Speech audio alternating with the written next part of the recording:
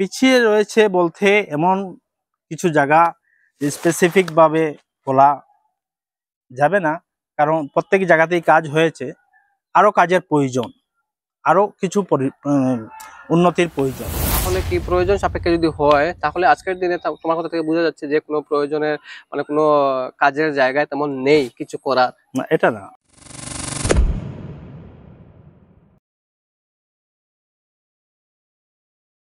নমস্কার, আমি পৃথ্বীরাজ চক্রবর্তী, বাতায়ন ডিজিটালে জানাই স্বাগত। আজ থেকে আমরা একটি নতুন অনুষ্ঠান শুরু করতে যাচ্ছি, যেটা হচ্ছে বাতায়ন ডিজিটালের বিশেষ অনুষ্ঠান বাতায়ন বিশেষ। এই অনুষ্ঠানের নামই হচ্ছে বাতায়ন বিশেষ। এই অনুষ্ঠানে আমরা খোলামেলা কথা বলবো, নির্ভীক প্রশ্ন করব। থাকবেন এই অনুষ্ঠানে নানা ব্যক্তিত্বশীল অতিথি, এবং সেই কথাবার্তার মধ্যে উত্থাপিত হতে পারে নানা প্রশ্ন, এবং সেই প্রশ্নগুলো আমরা নির্ভীকভাবে করে যাব। ইতিমধ্যে আমাদের সঙ্গে রয়েছেন এক নব তরুণ নেতৃত্ব। আপনারা সবাই অবগত আছেন, অদ্য আসামের পঞ্চায়েত নির্বাচনের যারা জিপি প্রেসিডেন্ট, উনাদেরকে নির্বাচিত করা হয়, এবং নব নির্বাচিত সভাপতি আমার সঙ্গে ইতিমধ্যে উপস্থিত আছেন যুব নেতা লিটন দাস। আমরা লিটন দাসকে জানাই আমাদের এই অনুষ্ঠানে স্বাগত। নমস্কার, বাতায়ন ডিজিটাল দর্শকদের জানাই বিশেষ ধন্যবাদ একটি নতুন উদ্যোগতার সহিত কাজ করার জন্য, এবং তৎসঙ্গে ধন্যবাদ জানাই আমার ৭৪ নং কাতেরাইল গ্রাম পঞ্চায়েতের অধীনে সকল জনসাধারণের কাছে নমস্কার। তো আমরা সরাসরি চলে যাব আমাদের প্রশ্নে। প্রশ্ন হোক বা কথাবার্তা হোক, তো আমরা প্রথমে যেটা জানতে চাই, আজকে সভাপতি মানুষের নেতৃত্বে, এই যে নেতৃত্বটা, এই যে অনুপ্রেরণা আসলো, এটা কোথা থেকে আসলো? ধন্যবাদ পৃথ্বীরাজ।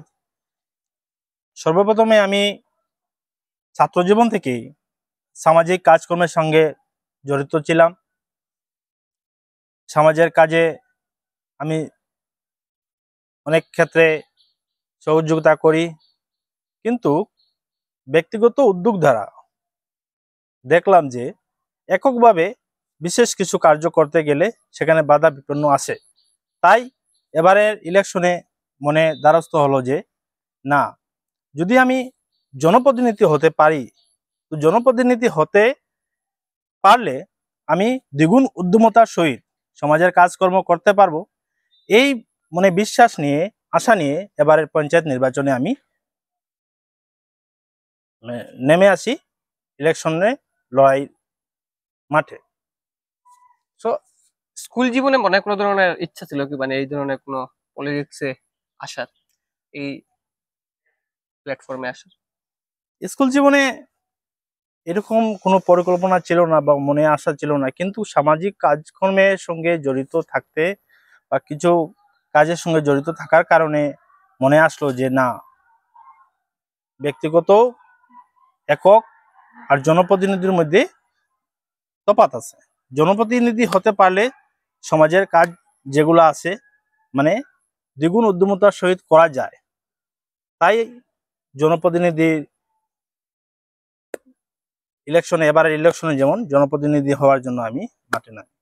তো এখানে একটা কথা বলেছো, যেটা হচ্ছে প্রতিনিধি যদি হওয়া যায় তাহলে মানুষের কাজ ভালোভাবে করা যায়, এটাই তো? তো ধরে নিন কেউ এমনিতে সাধারণ অবস্থায়, জনসাধারণ একজন প্রতিনিধি, ওনাদের মধ্যে মানুষের জন্য কিছু করতে হলে কোন ধরনের তফাৎ? বিশেষ তফাৎ বলতে যেমন মনে করুন একক প্রয়াস দ্বারা তো বহু কিছু করা যায়, কিন্তু দ্বিগুণ উদ্যমতার সহিত যদি কোনো কিছু করতে লাগে তখন জনপ্রতিনিধি হলে বেশ ভালো হয়। তো জনপ্রতিনিধি আওয়াজটুকু সে বুলন্দভাবে তুলে ধরতে পারবে এবং সে জনস্বার্থে কাজ করে যেতে তার সহজ হবে। এই জন্য জনপ্রতিনিধি হওয়া আবশ্যক। এটা ঠিক আছে।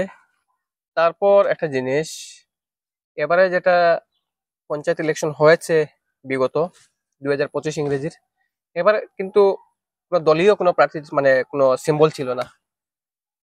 জিপি প্রেসিডেন্ট আজকের দিনে তুমি, তার আগে তোমাকে মানুষ জনসাধারণ নির্বাচিত করেছে একজন গ্রুপ মেম্বার হিসেবে, ঠিক তো? তো এই যে আজকে তুমি জিপি সভাপতি, গাঁও পঞ্চায়েতের সভাপতি, তো আজকের দিনে তুমি কোন পার্টিকে সাপোর্ট করছো? খুব সুন্দর একটা প্রশ্ন।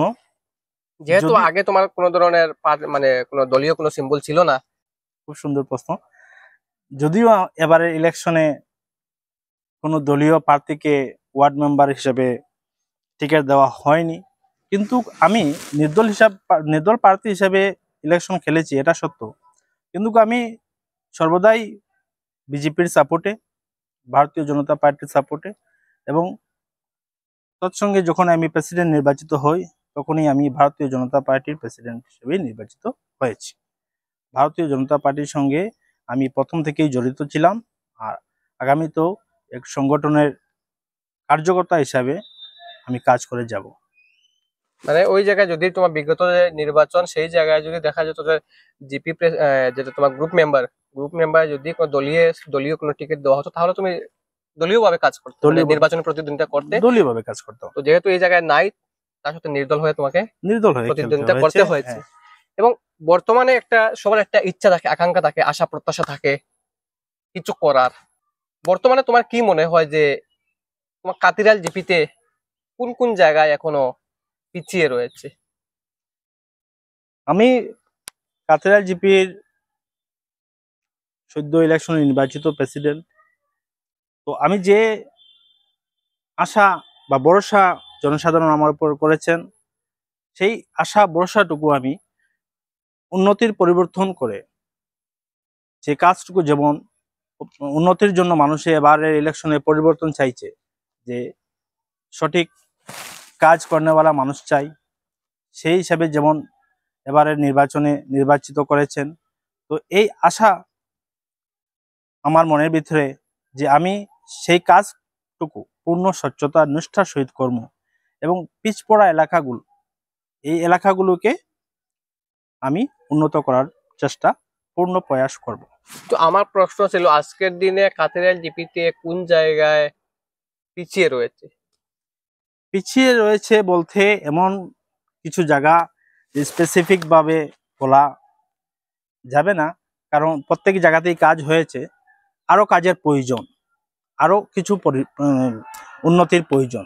যে জায়গায় যে কাজগুলোর প্রয়োজন, যে জায়গায় যে কাজগুলো করতে হবে, আমার এইম থাকবে, আমার টার্গেট থাকবে, সেই জায়গায় সেই কাজগুলা করানো। যেমন মনে করো, যে জায়গায় দেখা যাবে যে সেখানে রাস্তার কাজ করা অতি আবশ্যক, সেখানে রাস্তা কাজ, গ্রামাঞ্চলের রাস্তার কাজ, যেটা সিসি ব্লকের রোড, যেখানে দেখা যাবে যে যেখানে পানীয় জলের সমস্যা, তো সেখানে পানীয় জলের সমস্যাটা দূর করার জন্য চেষ্টা। এইভাবে যে জায়গায় যে কাজগুলোর যে আবশ্যক, সেই জায়গায় সেই কাজগুলো আমার প্রধান লক্ষ্য থাকবে, সেই জায়গায় সেই কাজগুলো করানো। মানে সময় সাপেক্ষ দেখা যাবে কোথায় কি প্রয়োজন, সেই পর্যায়ে কাজ হবে। সেই পর্যায়ে কাজ। সবার নির্বাচনী যেটা প্রচার হয়, সবার একটা এজেন্ডা থাকে। তো বিগত দিনে তোমার এজেন্ডা কি ছিল?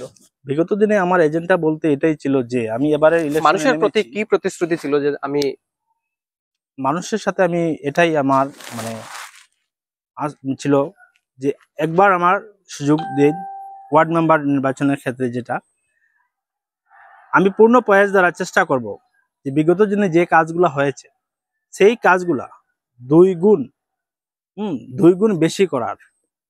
সেই কাজগুলো যে পরিমাণে হয়েছে, বা এই কিছু যে কাজগুলো রয়েছে বাকি, সেই কাজগুলো আমার চেষ্টা থাকবে যে আরো বেশি করানোর, উন্নতি বেশি করানোর। দেখা যায় যদি কাজ হয়েছে তারপর এই জায়গায় যদি দ্বিগুণ করতে হয়, তাহলে এটা কি বাস্তবে পরিপূর্ণ হয়নি? যে কাজগুলো হয়েছে এটা ঠিক আছে, কাজগুলো তো হয়েছে। যে জায়গায় যেমন মনে করো রাস্তা হয়েছে, কিন্তু রাস্তা তো ভাঙে, রাস্তা তো নষ্ট। তো যে জায়গায় যে কাজগুলো প্রয়োজন, সেই জায়গায় সেই কাজগুলো পুনরায় হবে। এটাই আমার প্রতিশ্রুতি ছিল, এবং পরিবর্তন উন্নতির জন্য। তো আজকের দিনে দেখা যায় যদি শিক্ষার ক্ষেত্রে হোক, পানীয় জলের ব্যবস্থা সব ঠিকঠাক আছে। বিগত দিনে এই কাতিরাইল জিপিতে কোন দলের সভাপতি ছিলেন? বিগত দিনে কাথিরাল জিপিতে বিজেপিরই সভাপতি ছিলেন। উনি কাজ করে গেছেন, ওনার নেতৃত্বে কাজ হয়েছে। তোমার মনে কতটুকু কি জাগলো ওনার যে কার্যকাল ছিল, কতটুকু কি হয়েছে বলে? ওনার কার্যকাল খুবই ভালো, ভালো কার্যকাল উনি করে গিয়েছেন। তারও তারপরও কি মনে হয় কোনো জায়গায় কাজের প্রয়োজন, উন্নতির প্রয়োজন? আবশ্যক অনুযায়ী যে কাজগুলা যে এলাকায় করানো দরকার সেই এলাকায় হবে। তাহলে কি প্রয়োজন সাপেক্ষে যদি হয়, তাহলে আজকের দিনে তোমার কথা থেকে বোঝা যাচ্ছে যে কোনো প্রয়োজনের মানে কোনো কাজের জায়গায় তেমন নেই কিছু করার। না, এটা না, কাজ করতে হবে। হ্যাঁ, এলাকায় কাজ করতে হবে, কিন্তু আমার কথা হলো যে জায়গায় যে কাজগুলো বেশি প্রয়োজন সেই জায়গায় সেই কাজগুলা করতে হবে। নির্দিষ্ট কোনো কিছু করার মতো নেই কি? নির্দিষ্ট তো আছে, অনেক কিছু নির্দিষ্ট আছে যেগুলো আগামী দিনে কাজের সঙ্গে আপনার প্রমাণস্বরূপ দেখবেন কতটুকু হয়েছে না হয়েছে। এমন কোনো জায়গা নেই কি?